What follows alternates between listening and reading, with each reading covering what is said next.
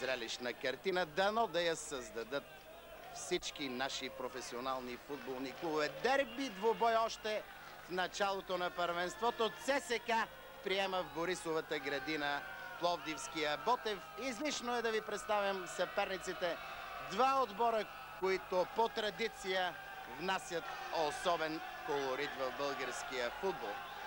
Домакините изцяло в червен спортен екип през първото полувреме ще нападат вратата наляво на вашите екрани. В състав на вратата Димитър Попов, 2 Галин Иванов, 3 Енгибар Енгибаров, 4 Росен Кирилов, 5 Добромир Митов, 6 Милен Петков, 7 Румен Христов, 8 Анатолий Нанков, 9 Петър Михтарски, 10 Георги Донков и номер 11 Методи Деянов. Срещу тях в жълто-черно избранниците на треньора Атанас Здравов, на вратата Борислав Михайлов, на вратата на Ботев и пред него 2 Антон Сивинов, 3 Георги Петров, 4 Румен Димитров, 5 Петър Шопов, 6 Анастас Петров, 7 Любомир Китанчев, 8 Георги Марков, 9 Веселин Геров, 10 Пламен Петров и номер 11 Костадин Видолов.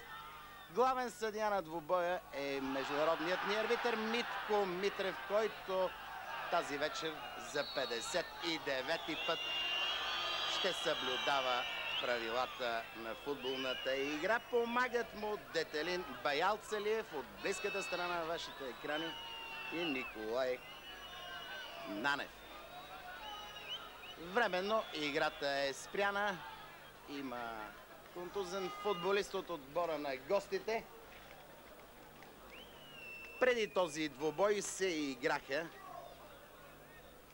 и други матчове от първия кръг на републиканското ни първенство. Ще ви кажа резултатите. Левски Кюстендил спечели срещу Спартак Пловдив с 3-0.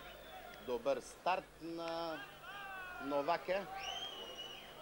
Монтана Раковски Русе, минимален успех за домакините с 1-0. Нефтохимик Бургас рази Спартак Варна с 5-2. А Добруджа надигра Славия като домакин с 1-0. По същото време, с началния съдийски сигнал на матча ЦСКА и Ботев е започнал и двубоя между Етър и Ловеч. А утре са последните два матча от първия кръг. Пловдив, шампионът Левски гостува на Локомотив Пловдив и Локомотив София приема 11-торката на Шумен. Опасна атака на гостите. Анастас Петров бе на добра позиция, но неговия пробив осуети Енгибаров. Отляво атакува Кирилов. Топка за Донков. Стабилна намеса на Георги Петров. Тъч в полза на червените. Донков през миналия сезон в редиците на Ботев. Добра техника ни демонстрира Милен Петков. И може би 1-0. Прекрасна комбинация. В прегръдките на своите съотборници е Румен Христов, играчът с номер 7. В третата минута на двобоя вече имаме гол. Едно това попадение да подтикне и двата състава към още по-активни, към още по-зрелищни действия. Румен Христов използва неразбирателството в центъра на отбраната на Пловдивския Ботев и открива резултата. 1-0 в полза на ЦСКА срещу Ботев.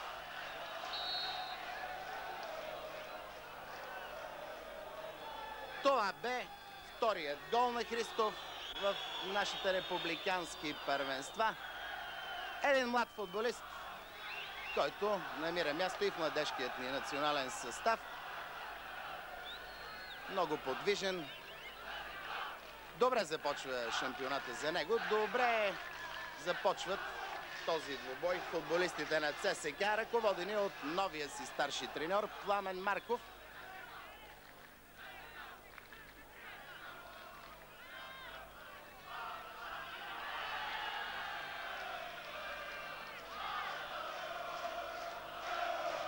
И в двата лагера преди срещата има доста кадрови проблеми.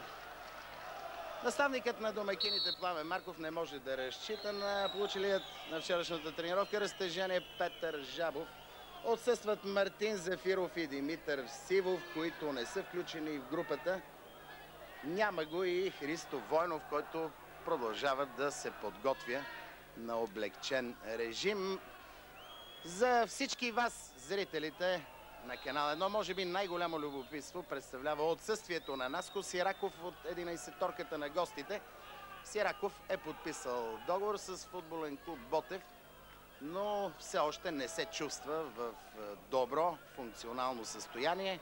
Наско е заявил на треньората на Здравов, че ще участва в двубоите само когато може да бъде 100% полезен на своя състав. Драмов сигурно съжалява за контузените Аян Садъков и Румен Иванов. Сега можеше да се стигне и до неприятна контузия, но Донков успя да се запази. Първият жълт картон в двубоя бе показан на Петър Шопов, играчът с номер 5 в жълта фанелка. След всичко, което ви казах до тук, ми се струва, че и в двата лагера проблемите се разпределят по-равно. Методи Деянов комбинира с Милен Петков и от крака на Антон Сивинов, десният бранител на Ботев, ъглов удар. Голмайсторът, авторът на единственото попадение до сега, Румен Христов, ще центрира. Петима в червено вътре в наказателното поле. Не достигна топката до играч на ЦСК. И възможност за контраигра на пловдивчани, които в тези първи минути на матча предимно се грижат за своя тил. Този натиск на червените бе очакван. Кирилов с пределни усилия. Митов трябваше да спасява тази топка в сблъсък с Анастас Шопов. Игра с ръка и свободен удар. Методи Деянов наруши правилата. Видолов комбинира с Румен Димитров. Спечелиха тъч все пак, но след това много лесно акцията на гостите рухна. Донков, добър демараж ни показва Донков и засада на Петър Михтарски. Очевидно бе това положение, въпреки гневните реплики по трибуните. Сега условия за контраигра. Нямаше засада, но не достигна топката до Румен Христов. Малко зад него бе и Донков.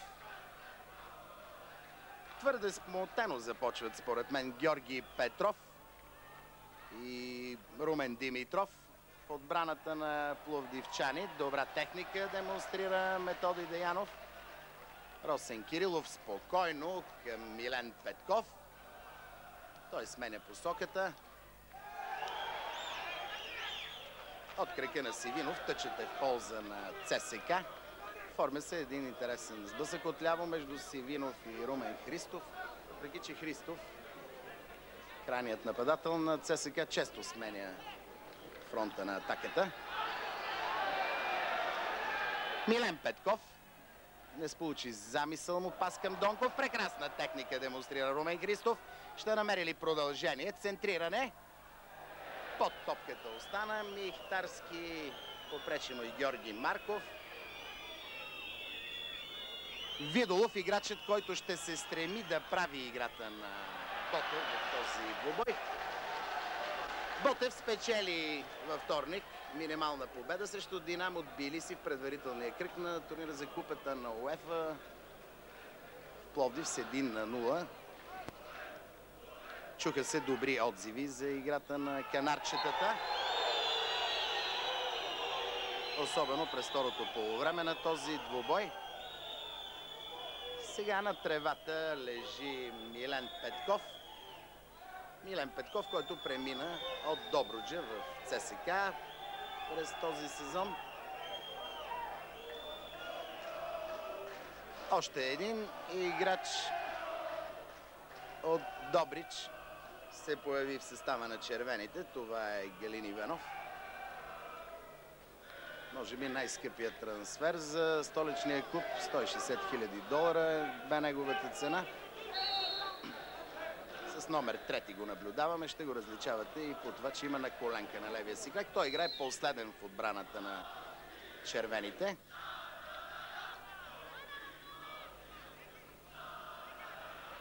Сега условия за контратака на пловдивчани. Геров отляво, няма засада. Геров опита нестандартен завършек. Димитър Попов следеше поведението на централния нападател на Ботев и успя да спаси. Много дълго бе отправен този пас от Нанков към Милен Петков.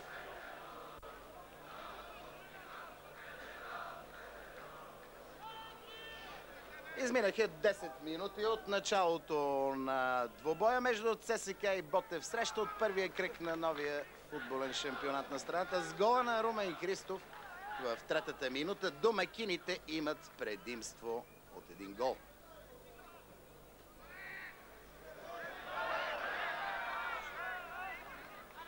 Сега имаше очевидно нарушение на Росен Кирилов срещу Пламен Петров. На съвсем друго мнение бе Митко Митрев. Просто прием от свободната борба си позволи защитника. В крайна сметка съдията е този, който решава вярно или не. Той има единствената дума на терена.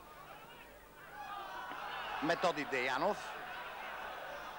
Отново добра комбинация с Румен Христов. Пресреща го Румен Димитров. Деянов. Деянов и Боби Михайлов в последния момент успя с пръсти да закачи топката. Ъглов удар вляво от вратата на гостите.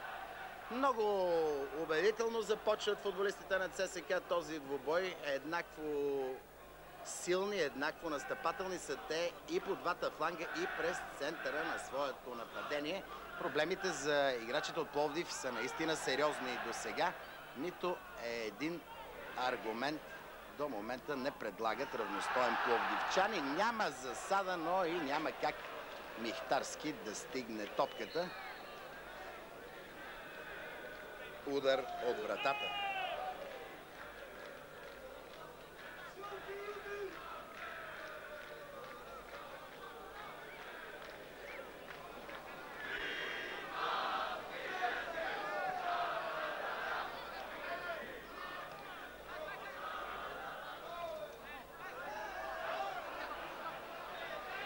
Михтарски, капитанът на ЦСКА, успя да се измъкне от тази позаплетена ситуация. Нанков комбинира с Деянов. Нанков и Методи Деянов за сега се очертават като футболистите с най-интересни замисли сред домакините.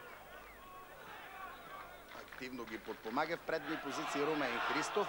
Енгибаров сблъсък с Анастас Петров. Деянов се е върнал, помогна на своя съотборник в средата на терена, но след това не се намери доброто продължение. Георги Петров, централният защитник на Ботев, комбинира с Шопов. Отново Георги Петров. Донков много находчиво, майсторски му отне топката. Михтарски има в дясно себе си само Нанков. Избра комбинация с Методи Деянов и сгреши.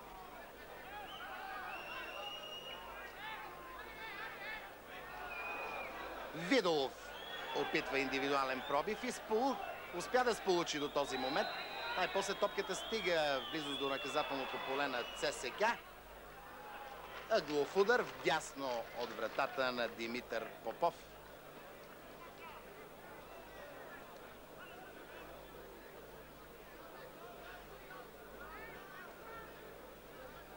Играчът с номер 8 Георги Марков пробяга около 50-60 метра, за да изпълни статичното положение. 5 в жълто-черно, вътре в наказателното поле.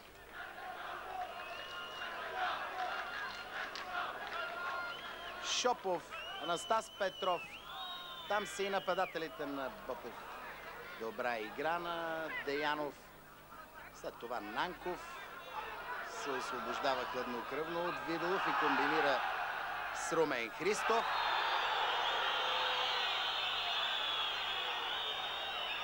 Нарушение или странично хвърляне след единоборството между Румен Христов и Румен Димитров. Ще стане ясно след секунди. Най-вероятно пряк свободен удар. Румен Димитров, най-високият сред гостите, влезе безкомпромисно в това единоборство. Методи Диянов получи от Енгибаров, но много лесно загуби. И тъч в полза на Ботев. Румен Димитров ще хвърля. Комбинира с Анастас Петров.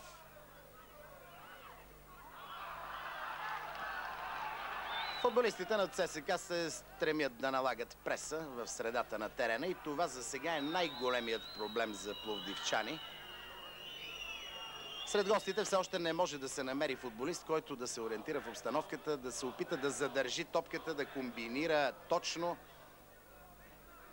И съвсем естествено е акциите на канарчетата да нямат достатъчна острота, докато играчите в червено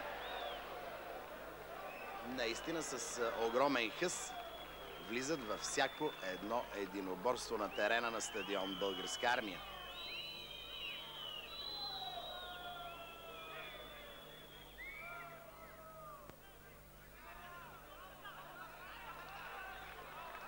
Получи се авантаж след нарушението. Сивинов комбинира с Видолов. Сега грешка, от която не успя да се възползва Анастас Петров. При по-голяма точност и сила, може би, най-вече сила на удара, нямаше да бъде приятно на Димитър Попов, както сега може би няма да бъде приятно на Боби Михайлов след грубата грешка на Георги Марков. Михтарски, макар и от малък ъгъл, намери начин да отправи изстрел и спечели в крайна сметка ъглов удар.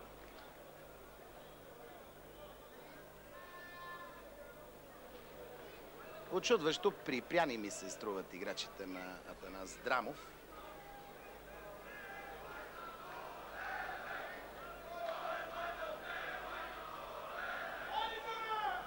Румен Христов центрира.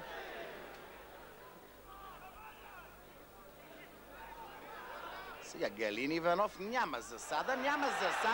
Михтарски.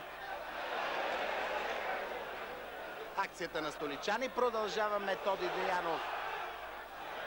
Пас на Милен Петков към Христов. И за сметка на сигурността Румен Димитров изважда топката извън пределите на терена. Ъглов удар този път отляво на Боби Михайлов. Анатолий Нанков получава окуражителни възгласи от около 20-30 привърженици на ЦСКА. 6-7 хиляди зрители има тази вечер по трибуните на стадион Българска армия. Продължава превъзходството на ЦСКА срещу пловдивския Ботев. И в тази вече 18-та минута, като че ли на терена има само един отбор. Нормално е столичани да имат предимство. Да видим този изстрел. Този изстрел на Донков не затрудни особено опитния Борислав Михайлов.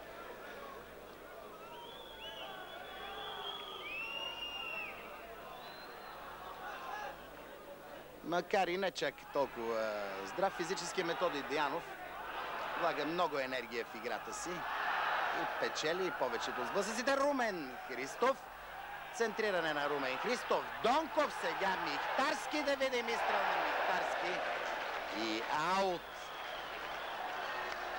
Почти всяка атака на червените, поне до момента, в срещата завършва или с центриране, или с удар към очертанията на вратата на Ботев. За сега само един изстрел са отправили пловдивчани към Димитър Попов.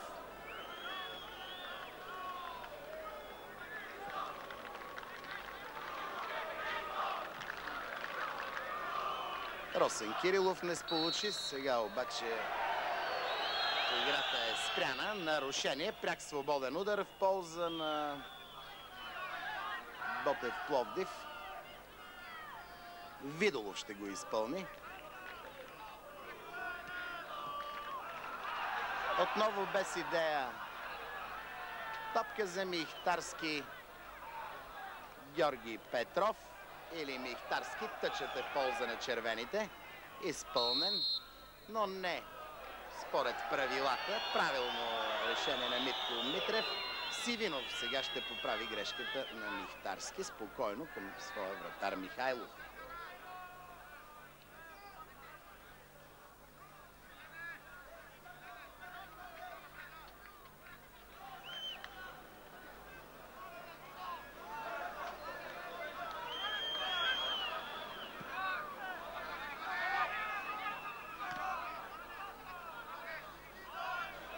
Митов надделява въздушния двубой, но все пак ловдивчани успяха бързо да си върнат топката. Поредица от неточни подавания. Енгибаров е длъжен да бъде внимателен при тази топка. Нормално решение за защитник.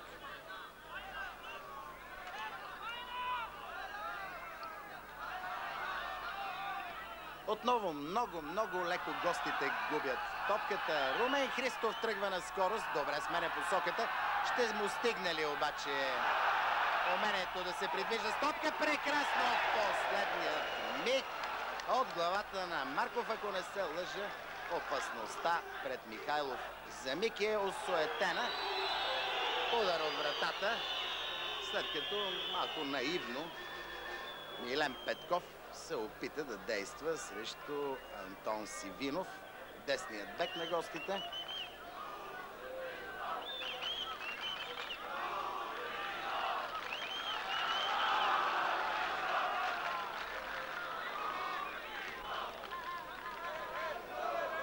Шопов, Сивинов, фаулиране от Донков, свободен удар за Ботев.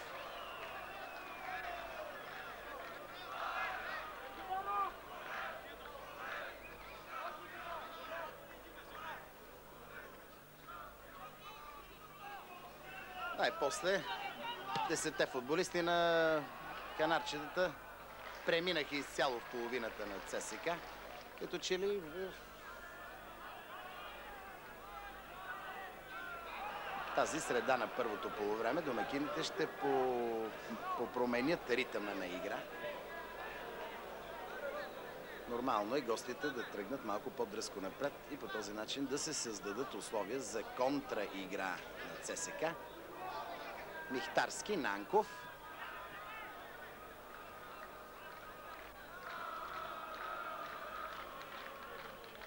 Топка за Анастас Петров. Комбинира с Видолов. Намесва се Галин Иванов. Но успя Пламен Петров да овладее топката. Видолов. Отново от кръка на Галин Иванов. Акцията на гостите е спряна. Донков покрива много широк периметър. Непрекъснато се движи, търси топката. Фаулиран от Георги Петров. Разбира се, в сблъсък за топката, но доста остро, доста бурно влезе в един оборство. Играчът с номер 3 в жълта фанелка. Донков е извън терена и ще получи задължителна медицинска помощ. Сблъсъкът бе в неговите кури. Едва ли ще има нещо сериозно. Донков е много важна фигура в 11-торката на Пламен Марков.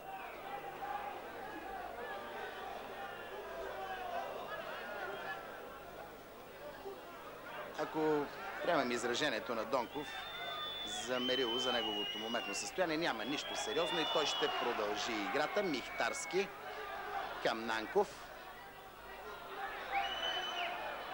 Митов тръгва необезпокояван напред.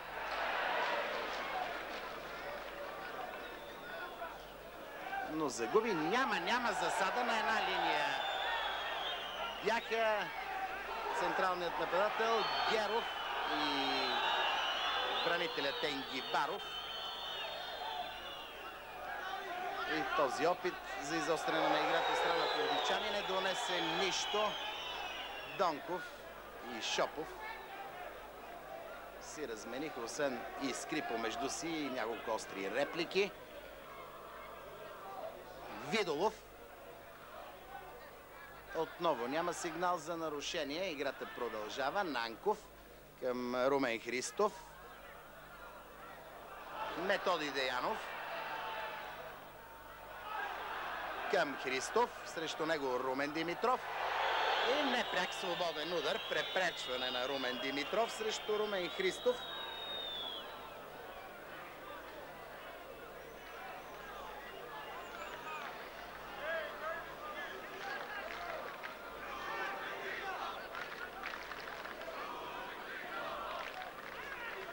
Продължават гостите да са принудени да се бранят с 8-9 души. Сега цялата 11-торка е на границите на наказателното поле пред Борислав Михайлов. Енгибаров, още двама в червено до топката, най-вероятно заучено положение. Може би пък изкуствена засада ще се опитат да направят пловдивчани. Нямаше достатъчно разстояние, за да се засили, за да придобие удара на Донков достатъчна сила и сега двата отбора съсредоточават силите си в средата на игралното поле.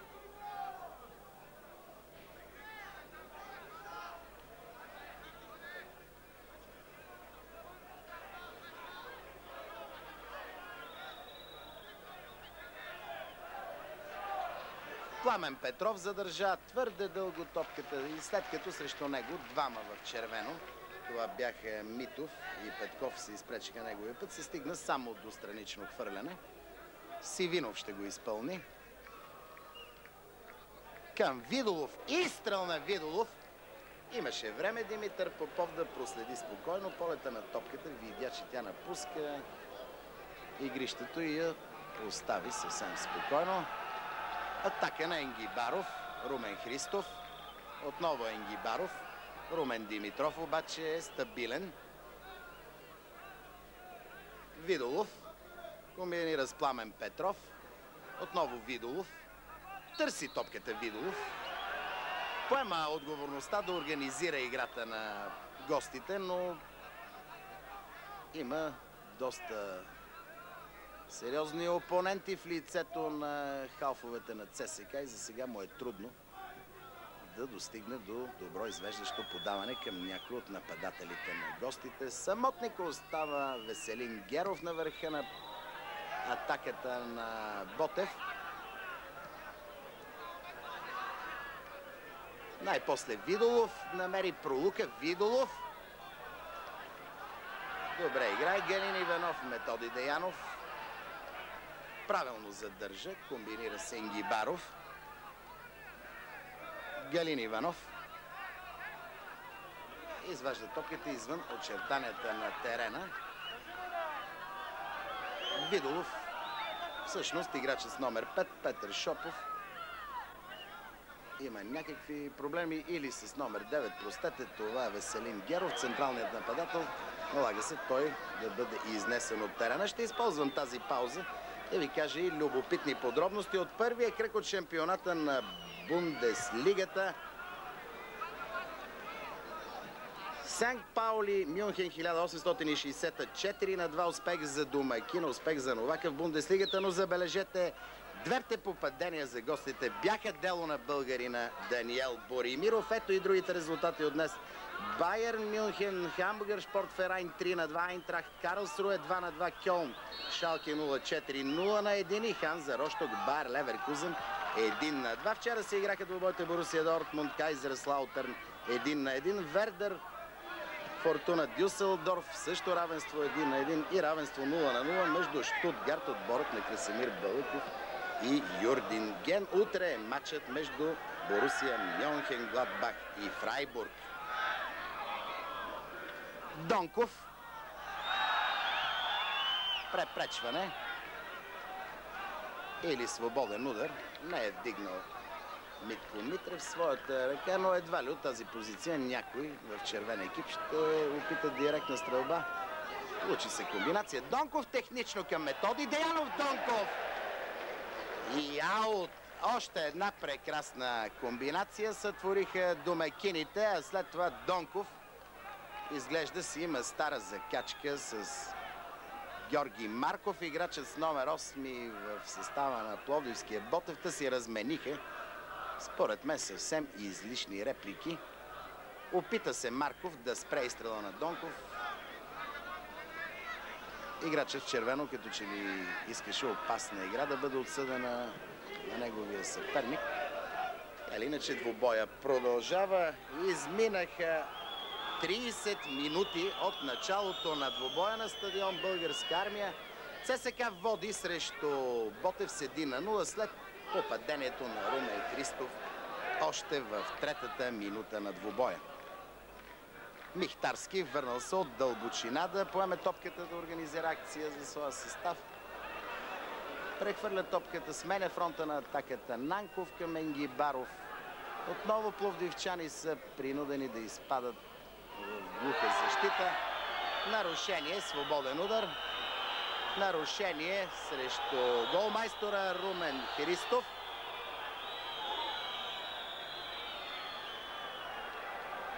Доста играчи се скупчиха около съдията Митко Митрев. Георги Петров сега е в близост до рефера и най-вероятно ще получи картон с жълт цвят. Да, още едно официално предупреждение в състава на гостите. След наказателния картон на Шопов, играч с номер 5, и сега и Георги Петров бе официално предупреден.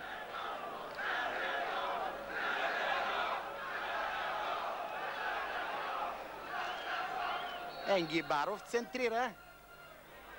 Без усилия пловдивчани осуетяват атаката на домакините.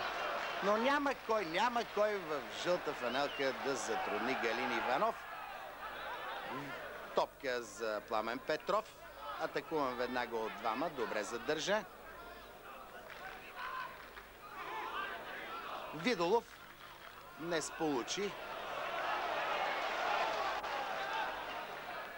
Донков загуби твърде лесно, но веднага става и се опитва да се бори за топката и извърши Георги Донков. Нарушение. Свободен удар за пловдивчани след този фаул срещу Сивинов. Георги Петров ще потърси взаимодействие със свои съотборници. Видолов е близо до него. Получи Видолов.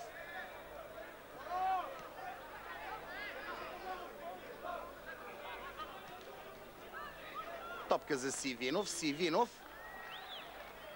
намери начин да центрира, макар и от трудно положение Сивинов. Атаката на гостите продължава. Видолов. Видолов. И изстрел на Видолов. И полета на топката можеше да изиграе много лоша шега на Димитър Попов. Вратарят на ЦСКА избра най-сигурния вариант в подобни епизоди. Боксиране без значение на посоката на топката. Стига тя да е встрани от неговата рамка на вратата. Ъглов удар. Георги Марков дясно от Попов.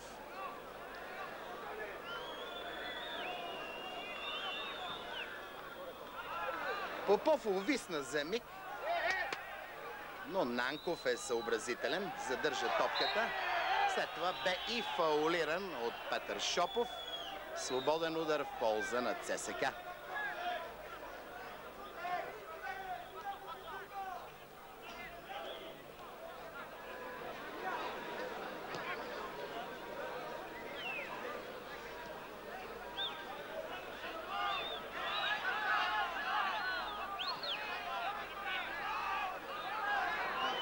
Временно домакините бяха с човек по-малко. Румен Христов получаваше медицинска помощ. Сега изчаква разрешението на Митко Митрев, за да влезе в игра. Нарушение срещу Донков. Свободният удар е задължително да бъде изпълнен от мястото на фала. Сега вече всичко е редовно. Методи Деянов. Късо към Петков. Той добре се освобождава, но има твърде много съперници срещу него. И сега аут, след като топката рикошира в кръка на Милен Петков.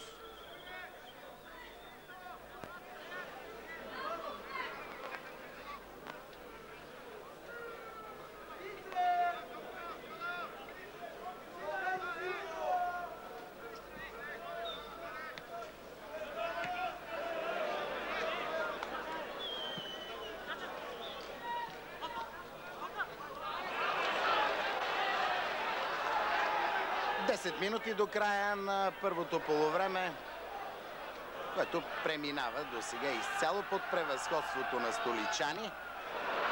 Нещо твърде наивно си позволи Енгибаров.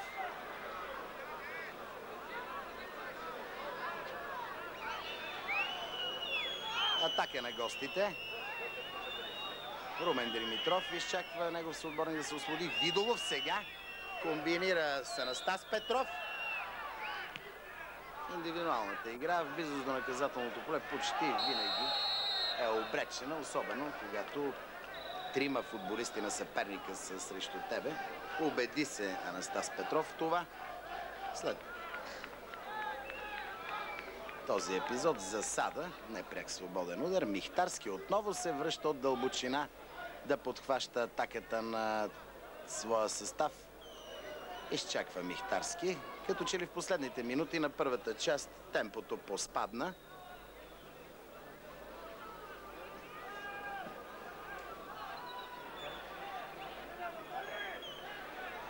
Енгибаров центрира. Михтарски към Донков. Донков е брилянтна намеса на Борислав Михайлов. Може би след гола на Румен Христов, третата минута, най-чистото положение пред домакините. То дойде 9 минути преди края на първото полувреме. Находчиво Михтарски намери продължение с глава, но Михайлов съобразително излезе, съкрати ъгъла и ударът на Донков нямаше как да премине през неговата намеса. Сега спокойно Добромир Митов чисти в тъч. Видолов отново изпреварен, но топката остава във владение на гостите.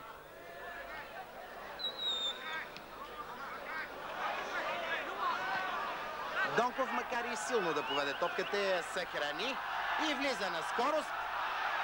Прекрасно, прекрасно на Донков. Според мен бе фаулиран, но това ще да означава червен картон за Георги Петров и може би е нужна тази милост, която прояви Митко Митрев. Нужна е, за да се запази интригата в двубоя, но зрителите вече около 10 000 са на съвсем друго мнение.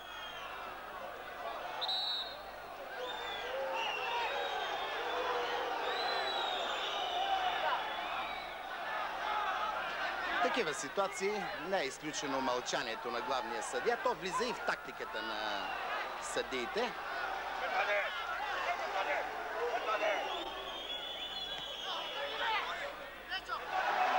Добра техника демонстрира Милен Петков. Сега Методи Деянов комбинира с Нанков. Енгибаров надясно е свободен. Получи. Михтарски. Нанков се включва. Топка за Донков.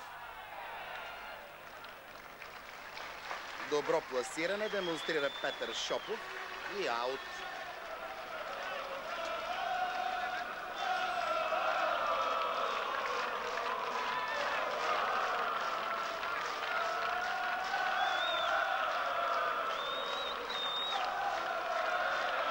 Мисля, че в тези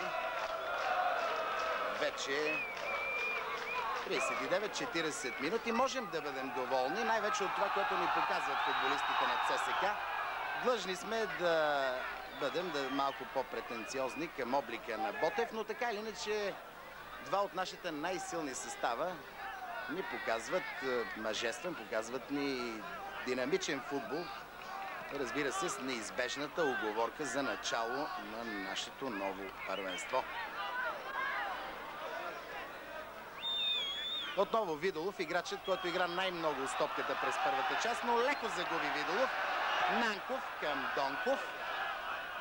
Този път добре действа Марков, но пък Нанков е съобразителен.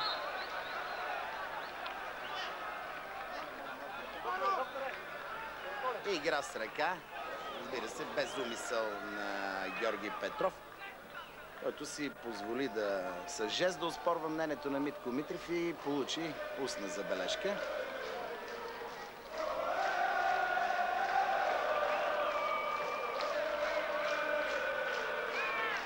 Милен Петков ще центрира. Петков към Михтарски. Около него четирима в жълто-черно. Успяват за миг да спрат пътя на топката в близост до наказателното поле пред Михайлов. Росен Кирилов изчаква свой съотборник. Това е Методи Деянов. Назад топка за Галин Иванов. Видолов го преследва спокойно. Галин Иванов комбинира с Митов. Кирилов. Донков иска топката, но е зад защитата на Ботев. Засада, непряк свободен удар. Медицинска помощ получи Анатолий Нанков. За около 40 секунди той бе извън игра, но сега вече е на терена.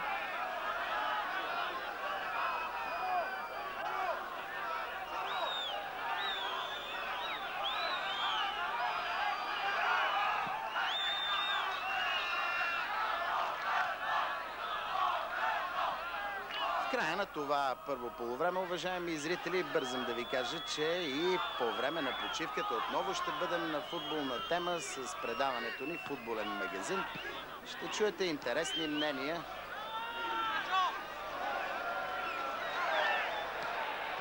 Така че ви съветвам да останете пред вашите телевизионни приемници. Атака на Петков. Добра топка за Методи Деянов. Великолепно хладнокръвие ни демонстрира младата надежда на ЦСКА. Изведен сам в коридор, той майсторски в стил Христо Стоичков, мога да кажа, прехвърли националния вратар Борислав Михайлов и в 42-та минута на матча 10 000 зрители са на крака на терена, по трибуните на стадион Българска армия. 2-0 за ЦСКА срещу Ботев Пловдив. Едно предимство за домакините, резултат на закономерното надмощие на домакините. Мисля, че пловдивчани могат да бъдат доволни, че пасивът им за сега е само от 2 гола след, мога да кажа вече, в края на първата част след смазващото превъзходство на 11-торката на ЦСКА. Разбира се, във футбола всичко е възможно, така че нека да проследим до края събитията на терена.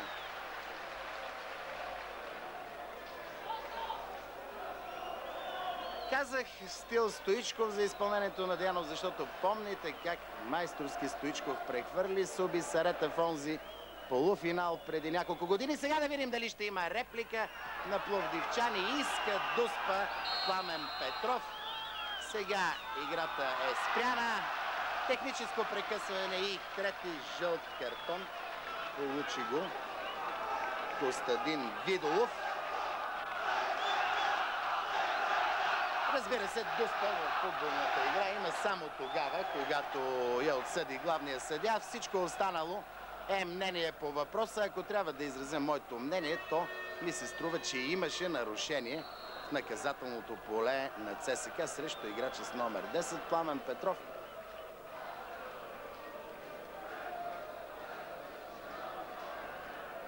Последни 2 минути на първата част. Нанков към Румен Христов отдясно.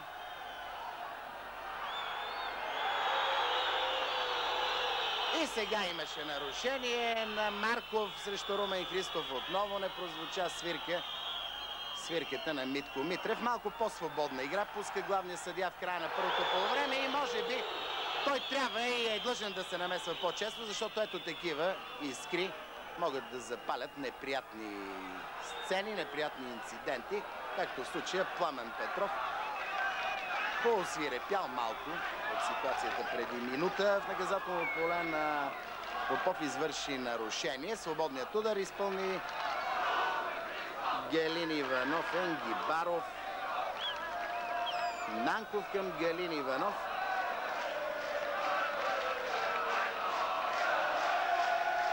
Росен Кирилов. Топка наляво за Петков. Той задържа, вижда свободен Михтарски, подаде му Михтарски. Опита да изведе Донков зад гърба на пловдивската защита. Не сполучи неговият замисъл. Атака на гостите. Топка за Геров от дясно. Галин Иванов го пресреща. Геров се опита да го заобиколи. Все пак последен с топката. Играл. Ето не се лъже. Митов, централният защитник на ЦСК. Той сега дели Мегдан с Митко Митрев, но в крайна сметка ъглов удар вляво от Димитър Попов. Пламен Петров ще го изпълни. Редовното време изтече. Може би последна възможност за промяна на резултата през първото полувреме. Петров центрира. Защитата, че физически все още не е достигнал максимума си. Тестовете, които му направихме, показаха, че Стоичков има уникални атлетически възможности. Пример за дипломатичността на Скала е още един факт. Той остави Стоичков и Зола сами да избират кой да бие дуспата срещу Бока Хуниор. Зола отстъпи, а после Стоичков каза, че в другите матчове двамата ще се редуват от бялата точка. И така утре Парма се завръща в Италия и като че ли още от самолетът отборът ще слезе с нов, всеобщо признат лидер Христо Стоичков. Още един български завоевател. Португалия Илиян Илиев напомни, че наистина е футболист от изключителна класа. Гол срещу Съединените щати след перфектна техника на турнира в Пармалат. Попадение и срещу европейското футболно величие Милан. С Илиян Илиев сме сигурни шампиони, заявиха Португалия.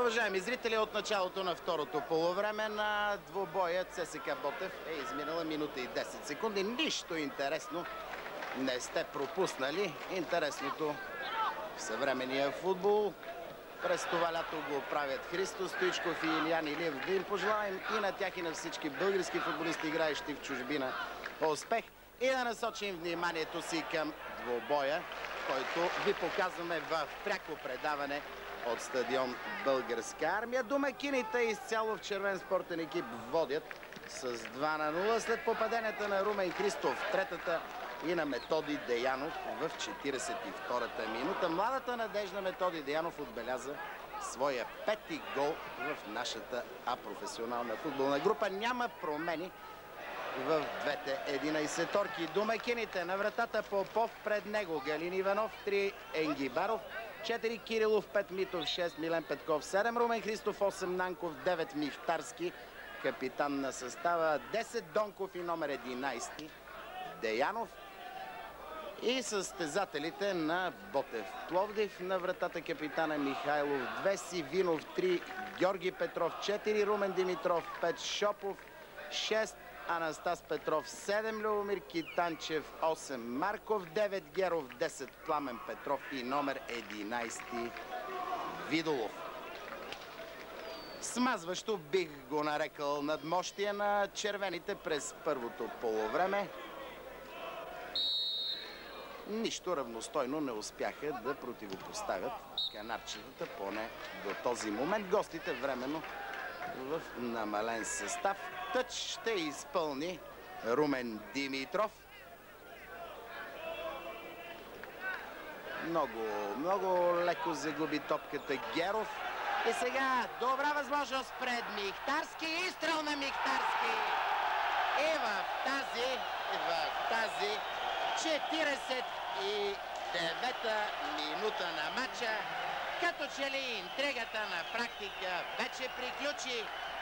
Великолепен гол, майсторски нюх за пореден път ни демонстрира Петър Михтарски.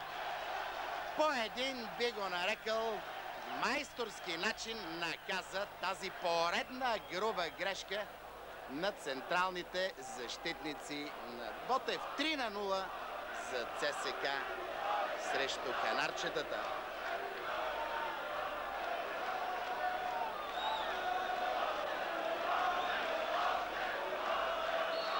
Трибуните, разбира се, са ненаситни. Зрителите скандират още. Лично аз вярвам и вие пред вашите телевизионни приемници нямате нищо против. Сигурен съм да станете свидетели на още попадение в този двубой. Атака на гостите. Най-после и Пламен Петров има възможност да покаже силата на своя удар, но гиганта Димитър Попов на вратата на ЦСКА и този път върши добре своята работа.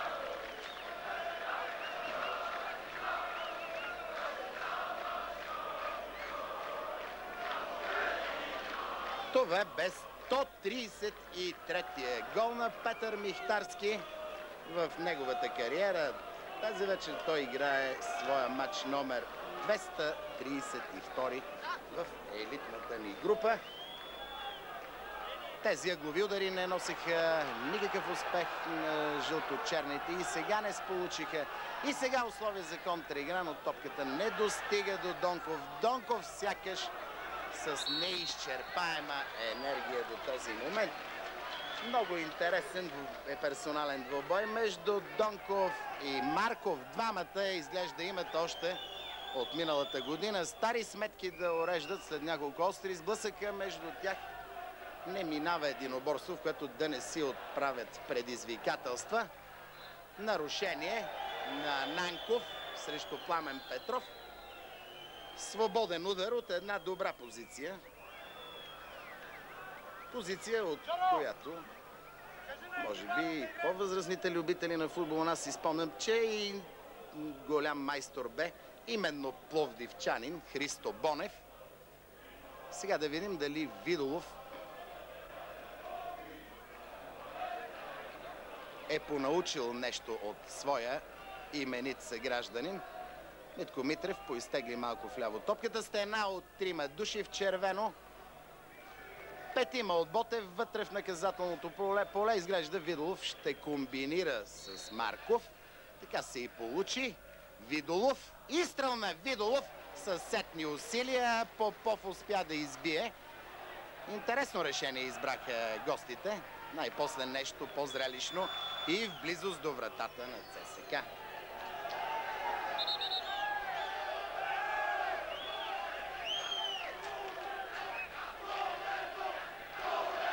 Румен Димитров комбинира с Видолов. Тъчът е в полза на ЦСКА. Румен Христов успя да слаломира между двама в жълто. Донков не му стигна скорост. Там Марков се изпречи на неговия път. След това и Георги Петров действа технично. Румен Димитров. Нарушение срещу Анастас Петров. Но и Нанков изглежда от този сблъсък се контузи. Превива се играчът с номер 8 в червено и ще получава медицинска помощ извън игралното поле.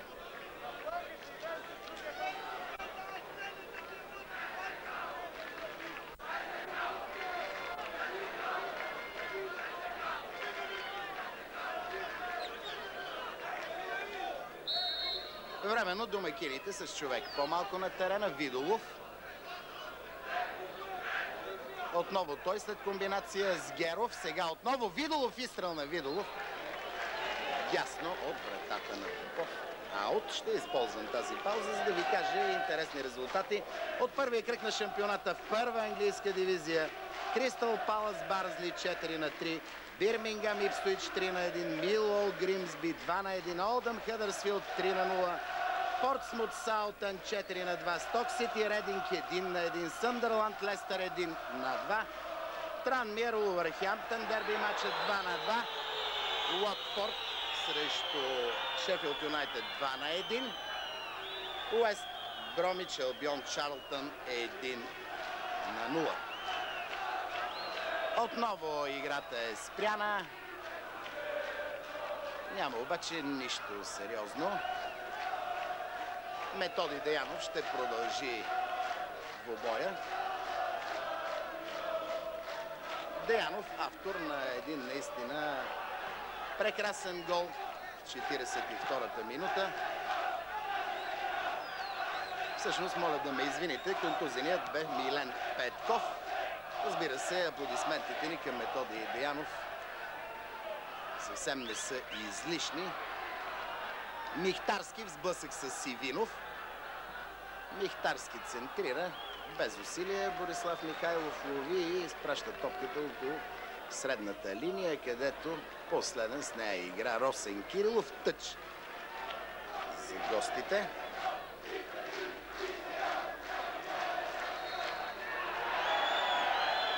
Сега свободен удар за Ботев. Атанас Драмов, просто и неговите играчи няма какво да губят от тук нататък. Като че ли наставникът на пловдивчани позакъсня с евентуална промяна в състава. А ми се струва, че тя беше задължителна по време на почивката. Георги Петров чисти Михтарски. Добре запази владението на топката. Румен Христов отдясно. Енгибаров го подкрепя. Румен Христов центрира. Донков. Топка за Донков между двама от трудно положение. Все пак намери възможност да стреля между Георги Петров и Сивинов. Играч с номер 10 в червено. Но Михайлов бе на своя пост.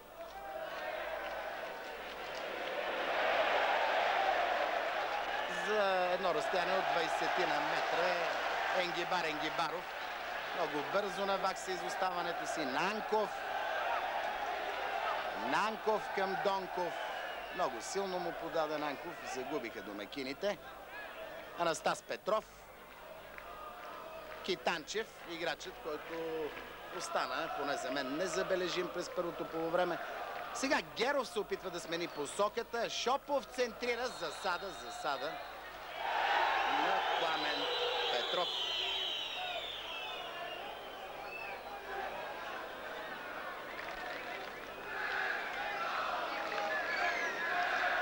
С какви футболисти разполагат двамата старши треньори на резервната скамейка? Василев, Симеонов, Гемеджиев, Цветанов и Иванов са на резервната скамейка на канарчетата. Вратарят Петков, Радоканов, Павлов, Янков и Лазаров са играчите, които може да пуснат до края на срещата.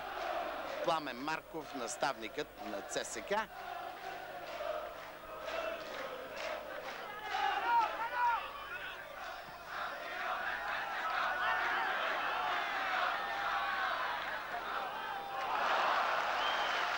Аглов удар, след като Сивинов изчисти в последния момент.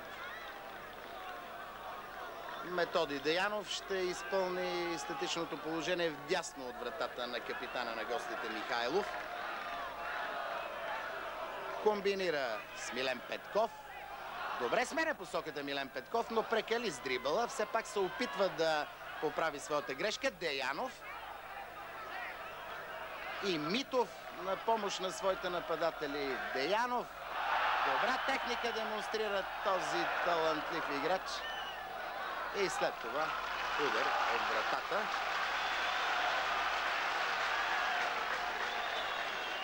Няколко цифри за любителите на статистиката. ЦСКА и Ботев са играли до сега 87 пъти за шампионата. 48 победи за ЦСКА, 20 за канарчетата и 21 мача са завършили наравно. При голова разлика 182 на 105 в полза на столичани. Истинско футболно чудо трябва да стане, за да не бъдем тази вечер свидетели на поредния успех на червените.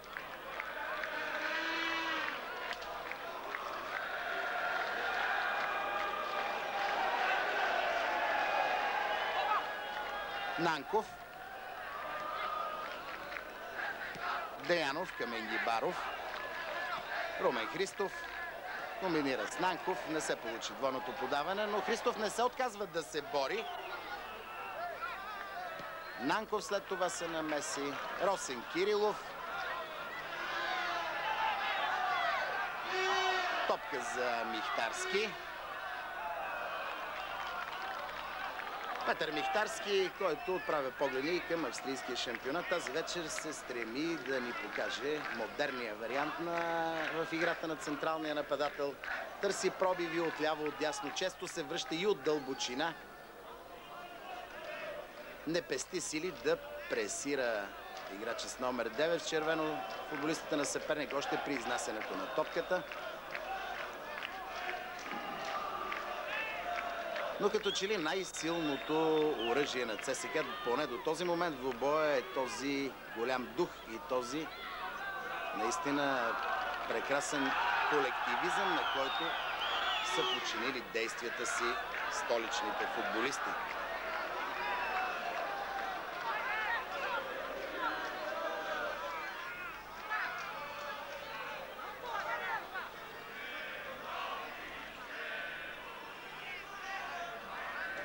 Атанас Драмов подготвя смяна. Иванов, играчът с номер 16, ще се появи на терена. Зърнахте го за миг. На пистата е и колегата Георги Терзийски, който ще се опита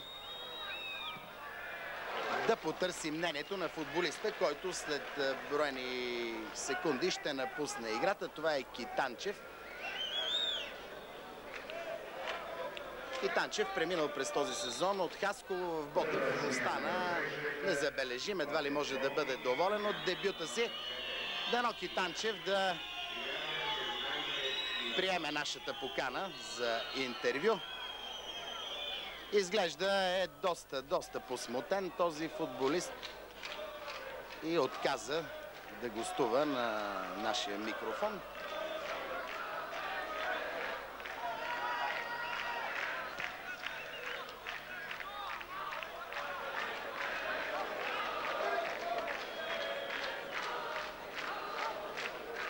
Започнаха канарчетата по-често да отправят поглед към наказателното поле и към вратата на Попов. Сега имат добра възможност за директен обстрел, след като Иванов бе фаулиран.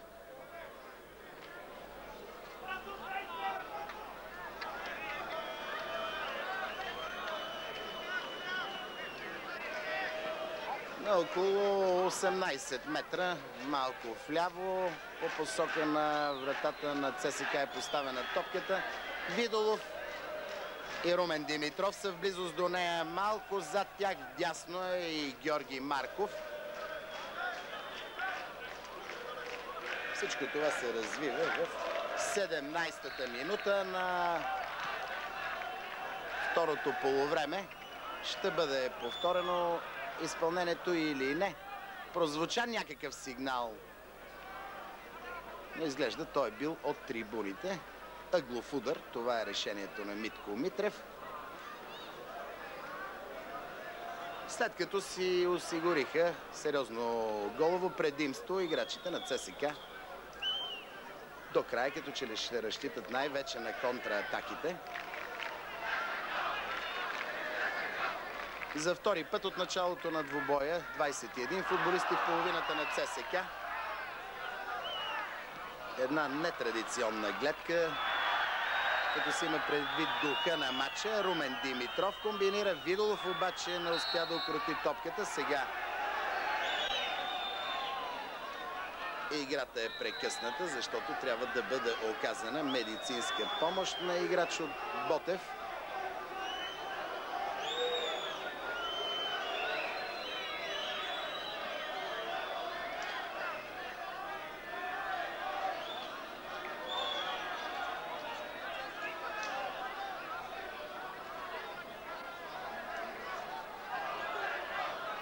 Пламен Марков не бърза с промени и това е съвсем нормално, когато играта на неговия отбор върви. Изглежда корекции едва ли са нужни.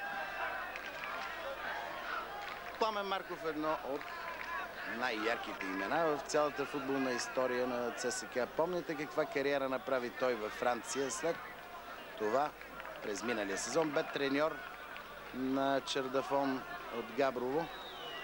Преди години бе и технически директор на столичния клуб. Сега обаче Марков като че ли намери своето най-вярно, най-приятно ми се струва поприще треньорската работа.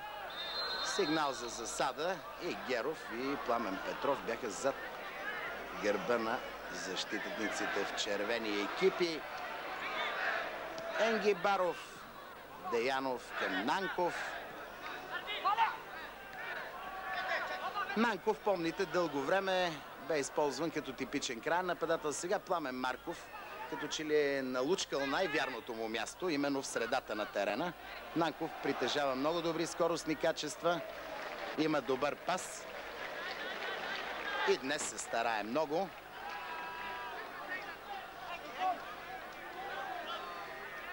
Ето го сега опитва двойно подаване с Енгибаров. Не всичко във футбола се получава.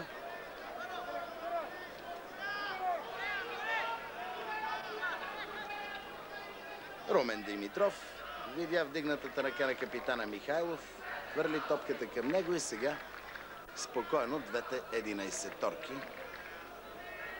съсредоточават силите си в средата на терена. Видолов там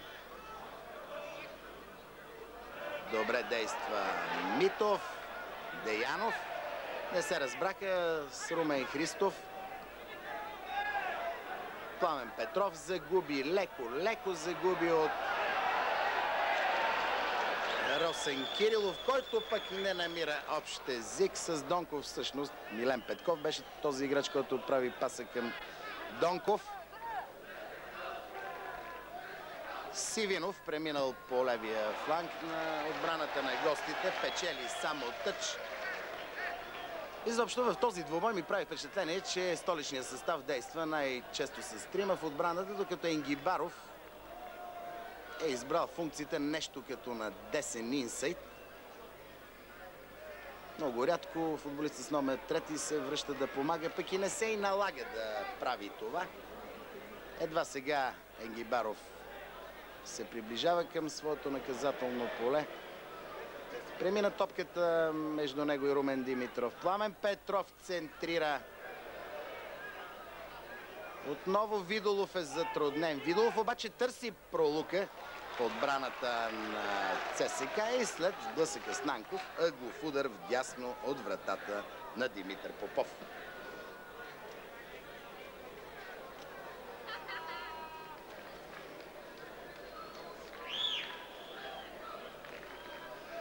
Пламен Петров изпълни ъгловия удар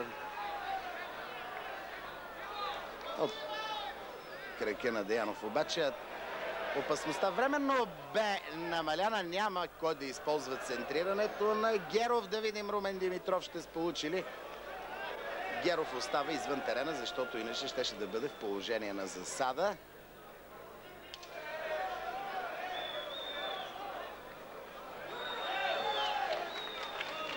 Тъчът е в полза на домакините след този рейд на Милен Петков. Енгибаров ще хвърля.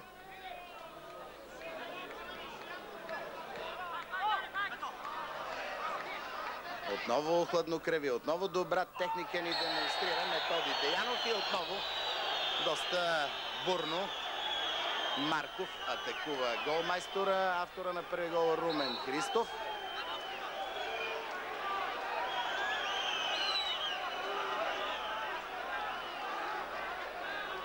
Играта временно е спряна, ще бъде оказана медицинска помощ на Румен Христов. Да видим какви последствия ще има. Жълт картон, четвърти наказателен картон за пловдивчани. Попрекалиха с грубата игра. Ако не се лъжа, Марков е футболистът, който бе официално предупреден от съдията Митко Митрев. Енгибаров ще изпълни свободният удар.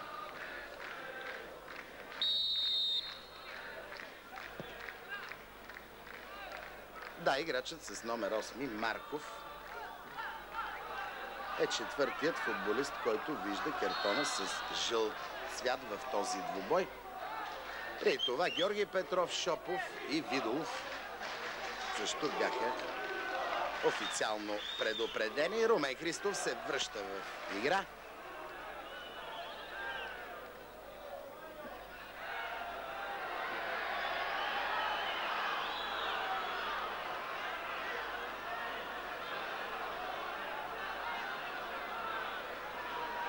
Шопов не се разбра дали иска да подаде в предни позиции или близо до своя съотборник Пламен Петров.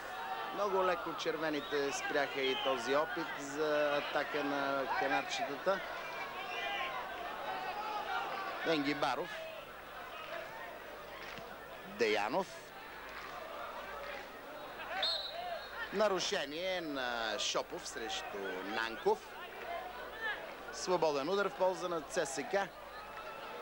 Последните 4-5 минути темпото на играта значително поспадна и това е съвсем нормално. Играчите от столицата като че ли решиха, че са си свършили работата. Усещат гостите от Пловдив, че просто нямат равностойни аргументи. Тази вечер в Борисовата градина. Късо изпълнение. Румен Христов ще центрира. Донков опита нещо средно между удар и пас с глава. Не се получи. Авантаж. Иванов се бори Росен Кирилов, но топката остана във владение на домакините. Методи Деянов.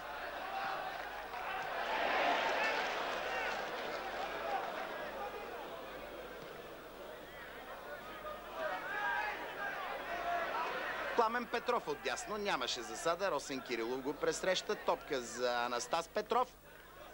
И от крака на Милен Петков ъглов удар. Пламен Марков подготвя смяна с номер 15 Янков. До миналия сезон също играч на Ботев. Нападател ще замени най-вероятно Петър Михтарски, защото и Янков е централен нападател. Дано пък Михтарски да бъде отзивчив и да каже няколко думи за двубоя. Ще се опита колегата Георги Терзийски да потърси мнението и на капитана на ЦСКА, който предоставя лентата на Янков. Той пък ще даде сигурно на някой негов съотборник. Заслужени аплодисменти към Михтарски, който ще се отзове на поканата да чуем мнението му за двубоя.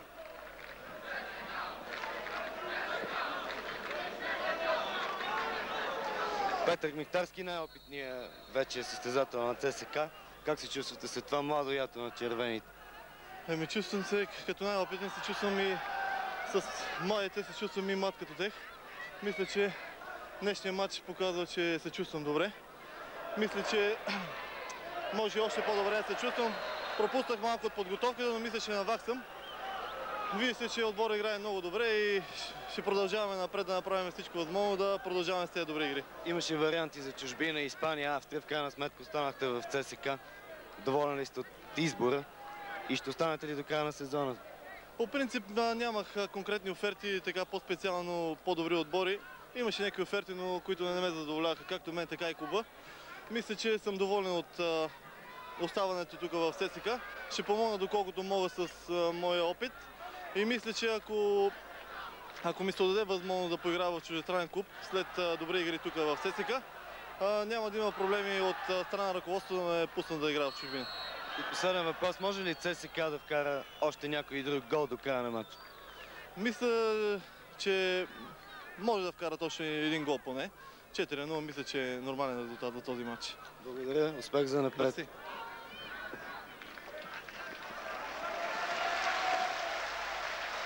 По думите на Михтарски стана ясно, че домакините нямат намерение да пресекват своя голов ентусиазъм в двубоя. Михтарски ще получи висока оценка за изявите си. Михайлов съобразително помогна му, разбира се, и Георги Петров.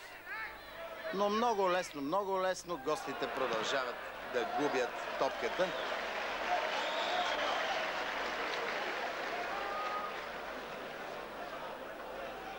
Срещу тази мощна, срещу тази динамична игра, която предлагат столичани, футболистите на Ботев продължават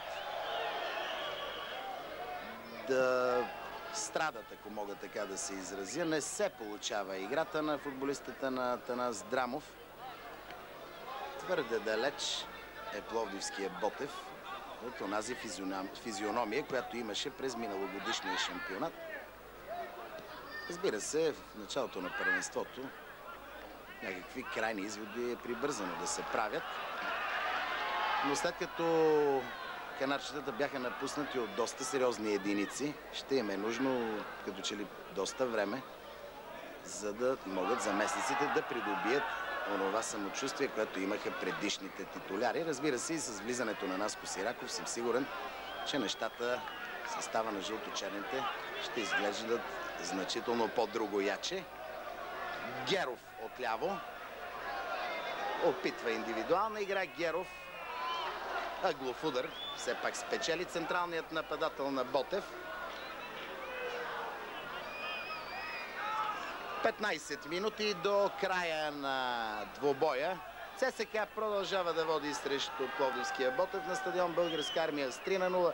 Румен Христов, Методи Деянов и Петър Михтарски бяха автори на головете.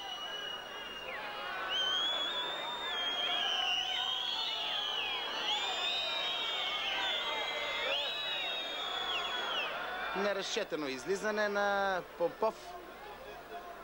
Нова смяна подготвя Пламен Марков, като че ли наставникът на червените се стреми да освежи силите в средата на терена. Виждам и Виторио Павлов.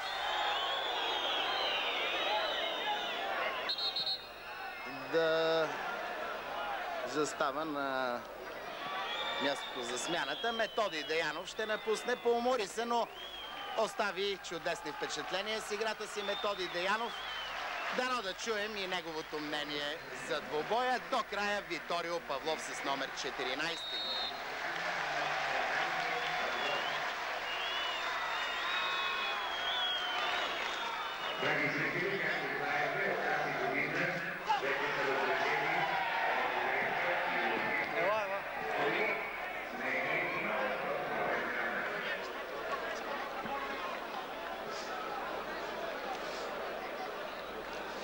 Методи Деянов заедно с Румен Христов възроди спомените на този стадион за едно почуто трио. Вие вече направихте дует, който много се харесва на привържениците на ЦСКА.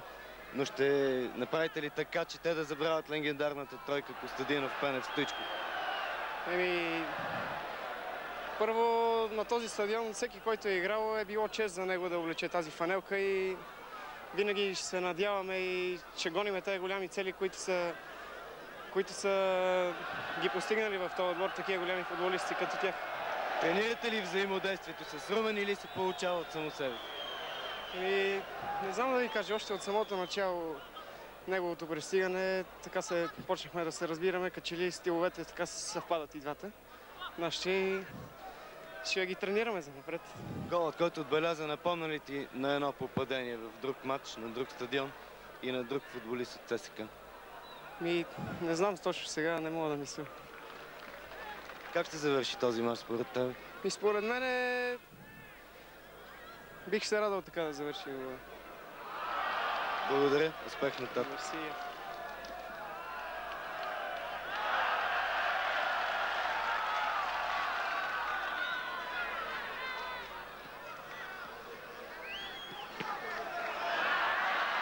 Нанков към Румен Христов. Подкрепя го Енгибаров. Дали ще получи? Получи Енгибаров. Румен Димитров срещу него. Не бърза да центрира Енгибаров. Задържа. Отново комбинира с Румен Христов. Той сега пък взема позицията на Енгибаров. Двамата най-после извадиха топката от този десен ъгъл на игралното поле. Десен по фронта на атаката на домакините. Павлов спокойно изчака реакцията на Иванов. Финтира го. Галин Иванов. Безпроблемен дебют за този играч в ЦСКА. Анастас Петров.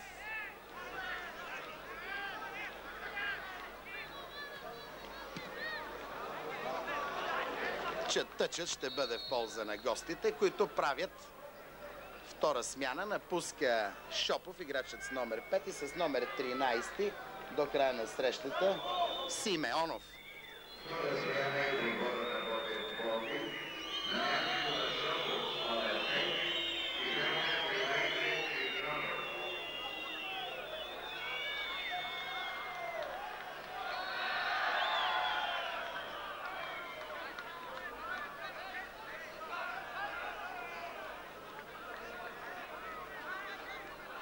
Отново акция на червените.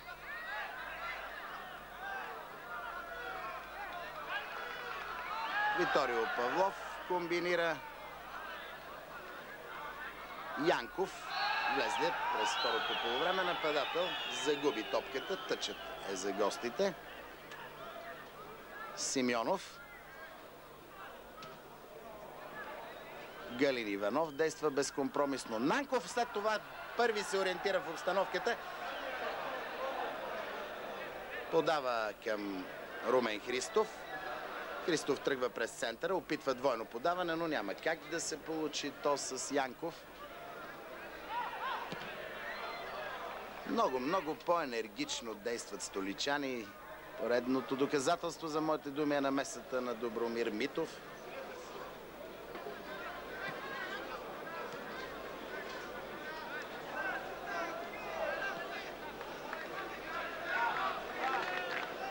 Още една смяна подготвя Пламен Марков с номер 16 Лазаров, един млад футболист, който премина през този сезон от Габрово в столицата, юноша на ЦСК.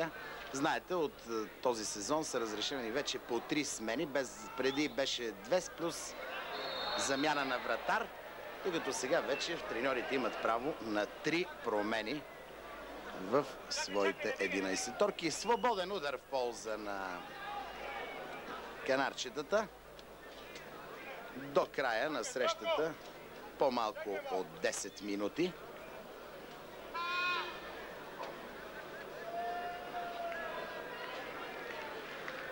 Ще използвам това прекъсване на играта да ви кажа и още един любопитен футболен резултат. В Суон Южна Корея прие Бразилия и кариоките спечелиха минимална победа с 1-0 след гол на Дунга в 34-та минута. Продължава успешното азиатско турне на бразилците. Но този резултат поне за мен изглежда странно минимален, като си има предвид голямата разлика в класата на двата състава.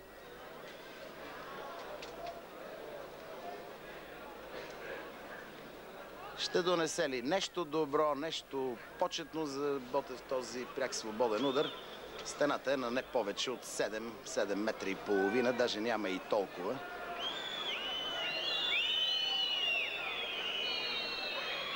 Видолов. Изстрел и прекрасна игра на вратаря Димитър Попов.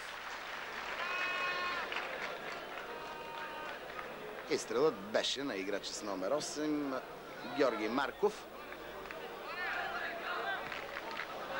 който отново много бързо игра с топката, върна се в близост до своето наказателно поле. Румен Димитров, Марков.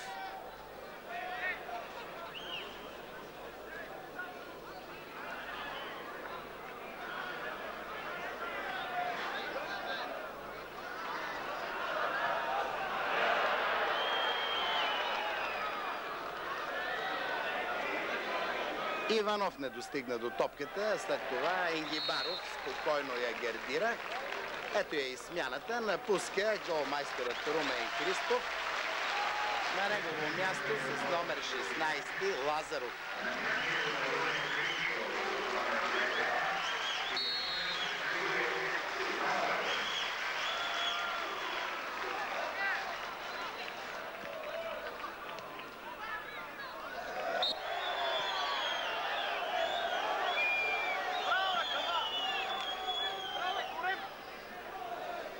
Другия герой на днешния матч, Румен Христов. Говорихме с Методи при излизането му за двойката, която сте направили с него. Изглежда той е предпочитания ви партньор. Не само той, изобщо направихме един много хубав колектив сега в момента. Много кадърно ръководство, което смятам за бъдеще само да имаме успехи.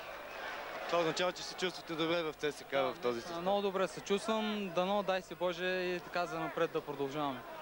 Според вас, защо треньорът ви замени? Защото аз му се обадих, имам малко проблеми, уморих се така, почнаха ми се сващат мускулите. Благодаря, Румене, по-малко схващания в другите матчове. Заслужена почивка след добре свършена работа за Румен Христов, който също приема аплодисменти. Пряк свободен удар в полза на ЦСК. 5-6 минути до последният съдийски сигнал. Янков опита силата и точността на своя ляв крак. Около 70-80 см не му достигнаха.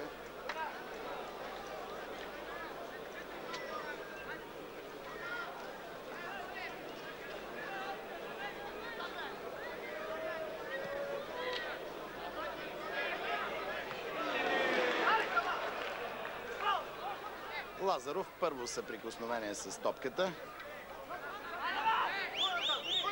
И една от редките възможности за атака пред пловдивчани. Бързо се връщат футболистите в червени екипи. Румен Димитров не успя да комбинира с Симеонов. Отново се налага прекъсване на играта, защото футболист в червена фанелка лежи на терена.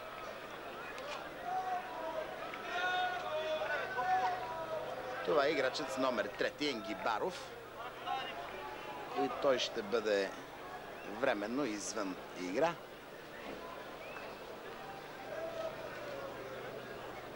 Сигурен съм, че ще се съгласите с мен, уважаеми зрители. Някак бързо свикнахме с тези носилки и е правилно. След тяхното въвеждане се губи далеч по-малко време за оказване на медицинска помощ. Топката много повече се задържа в игра.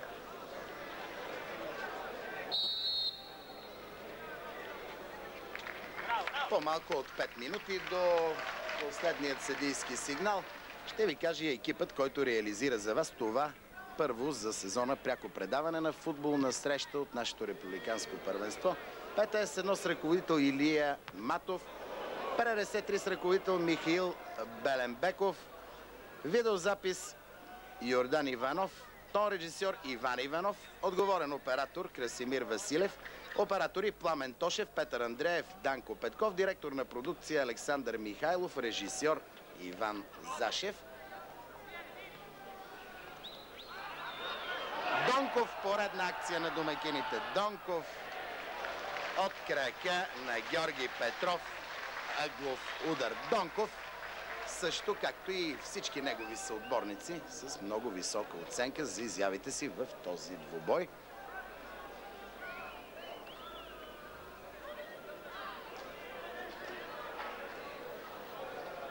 Енгибаров се върна на терена, така че числено равенство.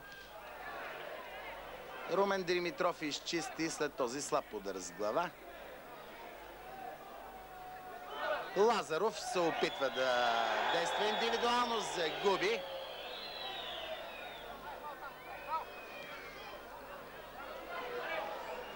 Иванов опитва силата на своя спринт и изпреварва го в последния момент Галин Иванов с чиж шпагат. Успява да създаде достатъчно време за неговите съотборници да се групират в защита.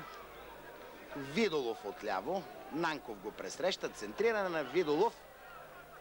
И след рикошета от гредата и преди това от ръката на вратаря Димитър Попов, ъглов удар вляво от вратата на столичани ще го изпълни Пламен Петров. По-малко от 3 минути до последният съдийски сигнал.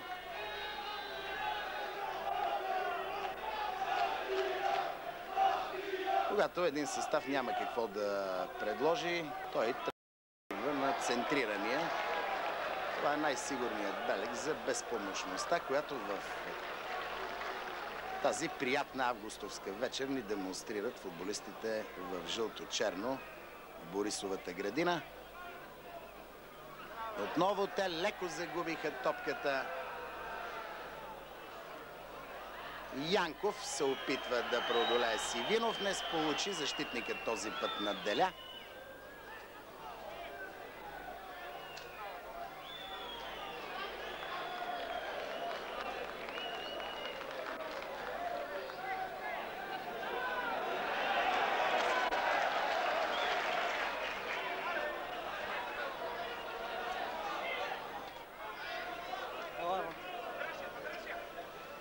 И виждам нашият, може би, последен гол за тази вечер. Най-щастливият човек, сигурен съм, треньорът на ЦСК, Пламен Марков, да е до колегата Георги Терзийски.